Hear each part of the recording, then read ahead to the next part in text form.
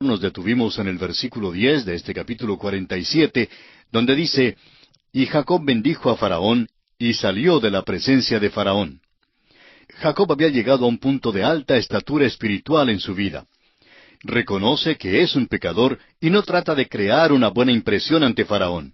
No tiene nada de qué jactarse. En cambio, reconoce que ha sido salvado por la gracia de Dios. Tenemos hoy día tantos creyentes en Cristo que se jactan de sus logros. A veces en nuestros círculos procuramos aplaudir a algunos hombres porque lo han hecho. Hablamos de cuán grandes son ellos. Bueno, si todos dijéramos verdad, diríamos que somos simplemente una manada de pecadores y no tenemos de qué jactarnos, a menos que sea de nuestro maravilloso Salvador. Por años ha sido bondadoso y paciente para con nosotros.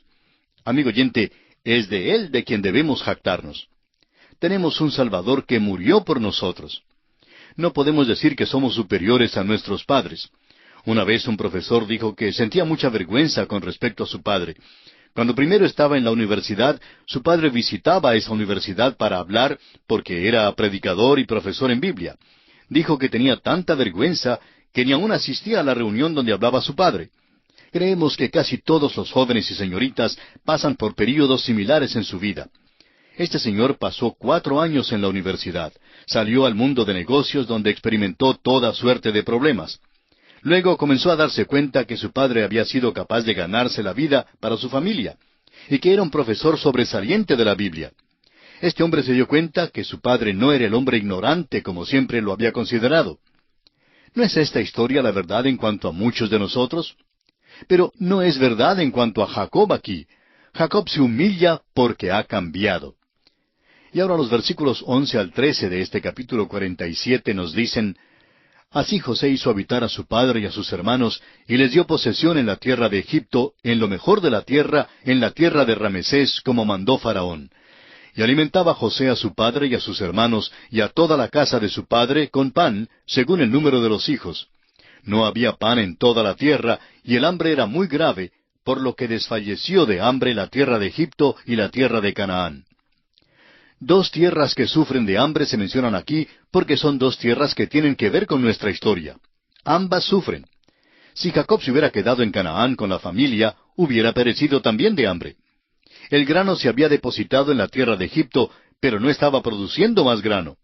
Evidentemente el hambre se había extendido por toda África, porque el río Nilo no tenía agua suficiente para la inundación, lo cual era tan necesario para Egipto. Ahora leamos el versículo 14. «Y recogió José todo el dinero que había en la tierra de Egipto y en la tierra de Canaán, por los alimentos que de él compraban, y metió José el dinero en casa de Faraón». Llegamos ahora a algo por lo cual a José se le ha criticado. Hay personas que dicen que se aprovechó de la pobreza cuando compró la tierra. Leamos ahora desde el versículo 15 hasta el 20. «Acabado el dinero de la tierra de Egipto y de la tierra de Canaán, vino todo Egipto a José, diciendo, Danos pan. ¿Por qué moriremos delante de ti por haberse acabado el dinero? Y José dijo, Dad vuestros ganados, y yo os daré por vuestros ganados si se ha acabado el dinero. Y ellos trajeron sus ganados a José, y José les dio alimentos por caballos, y por el ganado de las ovejas, y por el ganado de las vacas, y por asnos, y les sustentó de pan por todos sus ganados aquel año. Acabado aquel año, vinieron a él el segundo año y le dijeron, No encubrimos a nuestro señor que el dinero ciertamente se ha acabado. También el ganado es ya de nuestro señor. Nada ha quedado delante de nuestro señor, sino nuestros cuerpos y nuestra tierra.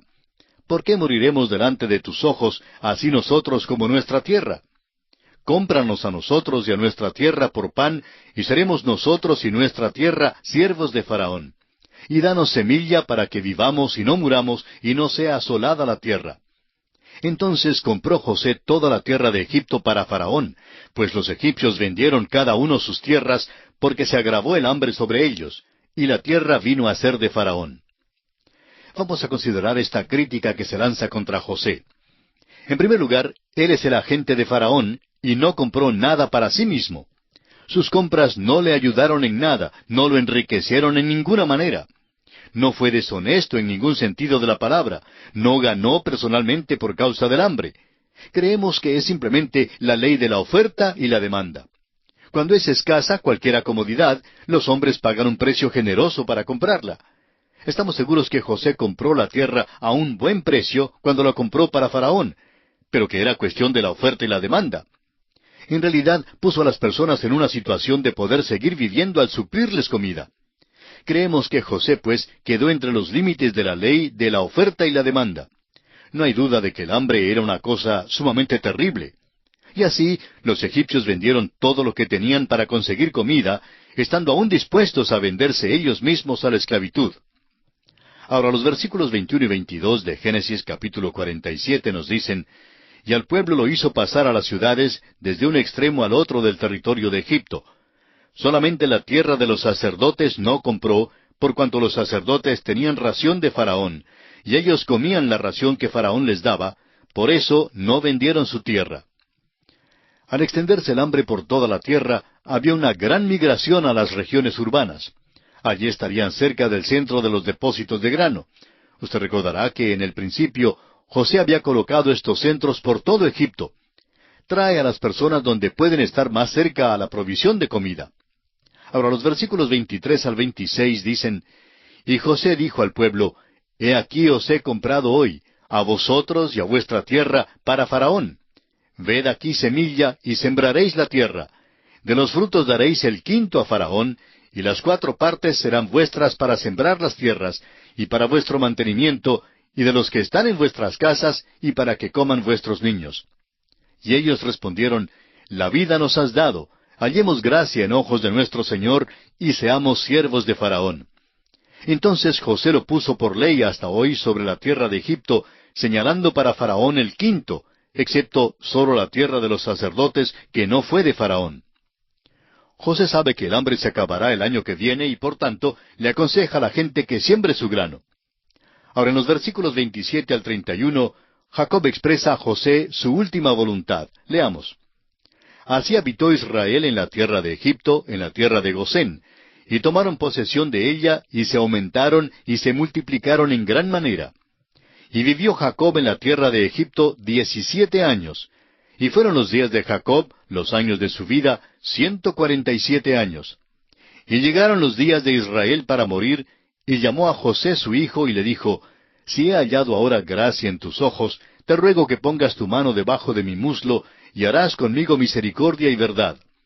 Te ruego que no me entierres en Egipto, mas cuando duerma con mis padres, me llevarás de Egipto, y me sepultarás en el sepulcro de ellos. Y José respondió: Haré como tú dices. E Israel dijo: Júramelo. Y José le juró. Entonces Israel se inclinó sobre la cabecera de la cama. Creemos que hay algunos factores que entraron en el ruego de Jacob de ser enterrado en la tierra de Canaán. En primer lugar, tiene ahora 147 años, y al mirar por todos lados y al ver lo que está pasando, se turba de que tenga que morir en Egipto. Creemos que ahora eso le es muy evidente. Luego, el éxito de José en adquirir toda la tierra para Faraón le hace creer que su familia se hará cómoda en Egipto y que nunca más querrá regresar a Canaán. Su edad ciertamente le recordaba que moriría pronto. Tenemos que reconocer que este ruego es una evidencia de la fe de Jacob en el pacto que Dios hizo con sus padres. Debemos anotar esto porque se presentará varias veces al recorrer nosotros la Biblia. La esperanza del Antiguo Testamento es una esperanza terrenal. Abraham creyó que sería enterrado y levantado de la muerte en aquella tierra prometida. Isaac creyó lo mismo. Ahora Jacob expresa esa misma fe. Y es que la esperanza del Antiguo Testamento, amigo oyente, no es la de ser arrebatados para recibir al Señor en el aire y entrar en la ciudad de la Nueva Jerusalén. Esta es la morada eternal y permanente de la Iglesia de Cristo. Esa no es la esperanza del Antiguo Testamento. Esta tierra llegará a ser un paraíso o cielo. Cuando el reino se establezca en esta tierra, su gran esperanza se cumplirá, y estas personas serán levantadas para aquel reino. Los primeros 1000 años serán un tiempo de prueba, y después de esos años, el reino eterno continuará. Por eso, Jacob no quiere ser enterrado en Egipto. Si no tuviera ninguna fe ni esperanza en la promesa de Dios, ¿qué le importaría el lugar donde lo enterraran? Para el creyente hoy en día, no importa el lugar donde seamos enterrados. En la hora del arrebatamiento, donde quiera que estemos, seremos levantados y nuestros cuerpos se unirán a nuestros espíritus si ya hemos muerto antes del arrebatamiento de la iglesia. si todavía vivimos, entonces seremos transformados y arrebatados para recibir al Señor en el aire. Por tanto, no importa si somos enterrados en Egipto o en Canaán o en Los Ángeles o en Caracas o en cualquier otra parte. Los vivos en Cristo y los muertos en Cristo, en todos estos lugares seremos arrebatados. No importa dónde quiera que estemos. No nos es necesario ir a la plataforma de lanzamiento en la Florida y lanzarnos de allá. No, nuestra esperanza es una esperanza celestial. La esperanza del Antiguo Testamento es una esperanza terrenal, y el hecho de que Jacob quisiera ser enterrado en la tierra de Canaán es una evidencia de su fe en la resurrección. Esperaba ser resucitado en esa tierra. Jacob ahora es un hombre de fe, y esto es muy evidente aquí. Y con esto, amigo oyente, concluimos el estudio del capítulo 47 de Génesis. Ahora, en el capítulo 48 se nos narra la última enfermedad de Jacob y la bendición que dio a los dos hijos de José. En Hebreos, el capítulo 11 y el versículo 21 leemos: Por la fe Jacob, al morir, bendijo a cada uno de los hijos de José, y adoró apoyado sobre el extremo de su bordón, o sea, su bastón. Este capítulo 48 de Génesis nos da otra oportunidad de ver algunas evidencias adicionales con respecto al crecimiento espiritual de Jacob. Ha progresado mucho desde aquellos días en el principio de su vida. Es posible que sintamos que es una lástima que estas cualidades que aparecen en los últimos días de su vida no estuvieran presentes en su vida temprana. Pero es maravilloso que nos sea posible observar en esto que la vida espiritual es un crecimiento y un desarrollo. La madurez espiritual no es alguna experiencia sensacional que se obtiene repentinamente, sino que se describe conforme a la Biblia como un andar en el Espíritu. Había demasiado del viejo hombre, o sea, el hombre carnal en Jacob cuando era joven. Y el nuevo hombre, espiritual, no se discierne sino hasta cuando llega a ser anciano. Hace años, después de un servicio evangelístico, una pareja de muy buena apariencia pasó adelante. El predicador les preguntó por qué habían venido. Dijeron que deseaban tener todo lo que Dios tenía para ellos. Más tarde el predicador se enteró de que pasaban adelante todos los domingos. Creían que gozarían de una experiencia sensacional e importante, la cual de golpe los haría maduros. Buscaban pues esta experiencia. Pero la Escritura nos dice que debemos crecer en la gracia y el conocimiento de nuestro Señor y Salvador Jesucristo. Vemos en Jacob que debemos esperar para ver los frutos del Espíritu. Gracias a Dios que hay la posibilidad de crecer en nuestras vidas. La paciencia de Dios lo permite. Vemos que Dios trató con mucha paciencia a Jacob, y asimismo nos tratará a nosotros. Ahora este crecimiento será más rápido y fructífero si desde el principio buscamos comprender y acatar la voluntad de Dios para nuestras vidas. Leamos los primeros 4 versículos de este capítulo 48. Sucedió después de estas cosas que dijeron a José: He aquí tu padre está enfermo. Y él tomó consigo a sus 2 hijos, Manasés y Efraín. Y se le hizo saber a Jacob, diciendo: He aquí tu hijo José viene a ti. Entonces se esforzó Israel, y se sentó sobre la cama, y dijo a José: El Dios omnipotente me apareció en luz en la tierra de Canaán, y me bendijo, y me dijo: He aquí yo te haré crecer, y te multiplicaré, y te pondré por estirpe de naciones. Y daré esta tierra a tu descendencia después de ti, por heredad perpetua. ¿Puede usted imaginarse, amigo oyente, la emoción del momento? Jacob tiene ante sí a su hijo favorito junto con sus 2 nietos. Jamás pensó ver de nuevo a José porque creía que había muerto. Pero ahora Jacob puede ver que José había sido elevado a esta posición importante en Egipto y al mismo tiempo puede trazar la manera en que Dios había efectuado los asuntos de la vida. Jacob ha estado ahora en Egipto por 17 años. Es un hombre anciano y agonizante, pero toma fuerza para sentarse en la cama. Note usted que reflexiona sobre aquel tiempo en que Dios se le apareció en luz en Canaán. De veras, Jacob ha progresado mucho. No se jacta ahora, no habla de sus mañas. En su juventud había pensado que podía conseguir lo que quisiera y que podía emplear cualquier método para conseguirlo. Pero vemos aquí su fe y confianza en Dios. Jacob mira retrospectivamente a lo que él considera ser el principio para él, aquel momento cuando Dios se le apareció. Dios había aparecido a Jacob cuando salió de la tierra de Canaán para ir a Harán, y luego otra vez cuando regresó a esa tierra. Y Dios le bendijo. Vamos a prestar atención especial a la promesa de la cual Jacob hace mención. Leamos el versículo 4 otra vez. Y me dijo, He aquí yo te haré crecer y te multiplicaré, y te pondré por estirpe de naciones, y daré esta tierra a tu descendencia después de ti por heredad perpetua. Esta promesa se halla en el Antiguo y en el Nuevo Testamento. Dios prometió que algo se llevaría a cabo e hizo la promesa a la línea de los patriarcas Abraham, Isaac y Jacob. La promesa contiene 3 puntos específicos. Primero, esta línea sería fructífera, o sea que Dios haría ascender una nación de aquella línea. En segundo lugar, Dios mismo les daría la tierra. Y en tercer lugar, esta línea serviría de bendición a todas las naciones y a toda la gente. La razón por la cual usted y yo, amigo oyente, nos sentamos hoy día con la Biblia en la mano es porque Dios ha cumplido 2/3 de esta promesa que convino hace miles de años. Todavía no se ha cumplido el otro tercio, no tienen las guerras todavía. Tienen una orilla o frontera, pero aún esto es un asunto de disputa. Cuando reciban la tierra de la mano de Dios, vivirán allí en paz, como lo dice el profeta Miqueas en el capítulo 4, versículo 4.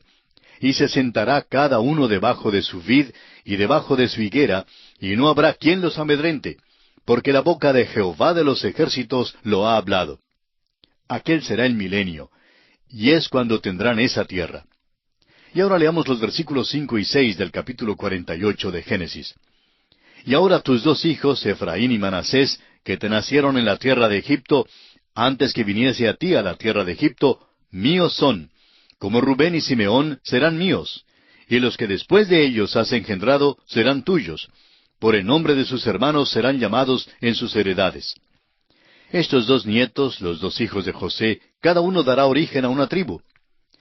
Ahora, a primera vista parece que serían 14 las tribus de Israel, ya que Jacob tuvo 12 hijos, y ahora con los 2 hijos de José, que darán origen cada uno a una tribu, parece que habrá 14. Primeramente notemos que no había tribu de José, pero sí había tribus de Efraín y Manasés, y eso suma 13 en las matemáticas de todo hombre. Sin embargo, la Biblia solo cuenta 12 tribus. Luego vemos que la tribu de Leví no fue contada como tribu. Llegó a ser la tribu sumo sacerdotal y no era contada entre las otras tribus. Es posible que usted crea que es una manera algo equivocada de contar, pero amigo oyente, yo no las conté. La palabra de Dios las cuenta así, y así es como Dios las quiso contar.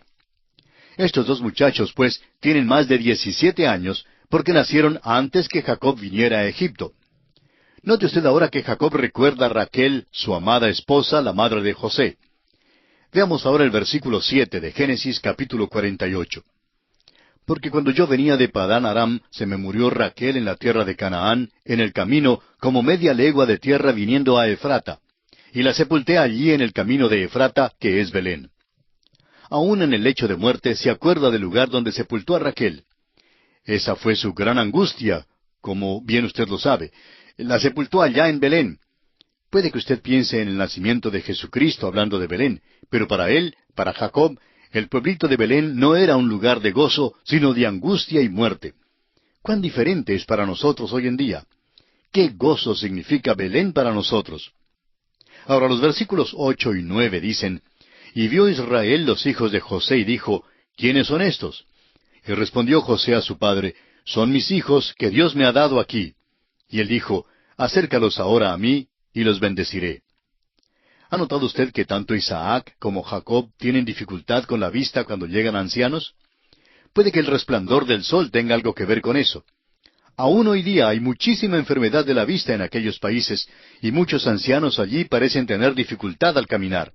No es que sean completamente ciegos, pero no les es posible ver bien. Pues notamos aquí que Jacob no reconoció a los muchachos. Ahora el versículo 10 dice, Y los ojos de Israel estaban tan agravados por la vejez que no podía ver. Les hizo pues acercarse a él, y él les besó y les abrazó. Nos imaginamos que los jóvenes quedaron algo turbados por causa de que su abuelo hubiera manifestado tanto afecto para con ellos. Ahora del versículo 11 hasta el 13 leemos, Y dijo Israel a José, No pensaba yo ver tu rostro, y he aquí Dios me ha hecho ver también a tu descendencia. Entonces José los sacó de entre sus rodillas, y se inclinó a tierra. Y los tomó José a ambos, Efraín a su derecha, a la izquierda de Israel, y Manasés a su izquierda, a la derecha de Israel. Y los acercó a él. José los lleva a los muchachos más cerca de su abuelo, ya que no podía ver bien, por eso extendería la mano para encontrarlos. Ahora el versículo 14 dice, Entonces Israel extendió su mano derecha y la puso sobre la cabeza de Efraín, que era el menor, y su mano izquierda sobre la cabeza de Manasés, colocando así sus manos adrede, aunque Manasés era el primogénito. Ahora Efraín es el que va a ser el líder superior a Manasés. Más adelante veremos que la tribu de Manasés marchó bajo la bandera de la tribu de Efraín en la marcha del desierto, como lo veremos cuando estudiemos el libro de Números. Josué procedía de la tribu de Efraín, y había muchos otros grandes hombres que también descendieron de esa tribu. Efraín, pues, llegó a ser la tribu con prioridad. Eso es indiscutible.